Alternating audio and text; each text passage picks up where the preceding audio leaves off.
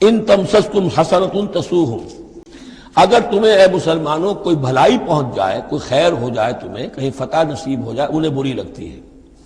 وَإِن تُصِبْكُمْ سَيِّئَةٌ يَفْرَحُوا بِهَا، اور اگر تمہیں کوئی تکلیف پہنچے، کہیں کوئی زخم پہنچ جائے، کوئی عارضی طور پر شکست کہیں ہو جائے، جیسے احد میں ہو گئی تھی، تو بڑے خوش ہوتے ہیں، شادیانے بجاتے ہیں۔ وَإِن تَصْبِرُوا وَتَتَّقُوا، لیکن یہ کہ اگر تم صبر کرتے رہو اور تقوی کی روش اختیار کرو، لَا يَضُرُّكُمْ كَيْدُهُمْ شَيْئًا، ان کی یہ ساری چالیں تمہیں کوئی مستقل نقصان نہیں پہنچا سکیں گی۔ لیکن یہ کہ صبر اور تقوی یہ دو چیزیں، وَاسْتَعِینُوا بِالصَّبْرِ وَالصَّلَاةِ، وہی صلاۃ جو ہے اس کی جگہ یہاں لفظ تقوی آ گیا ہے کہ یہ تم اگر کرتے رہو گے تو پھر یہ کہ ان کی ساری سازشیں ناکام ہوں گی بالآخر۔ ان اللہ بما یعملون محیط، جو کچھ یہ کر رہے ہیں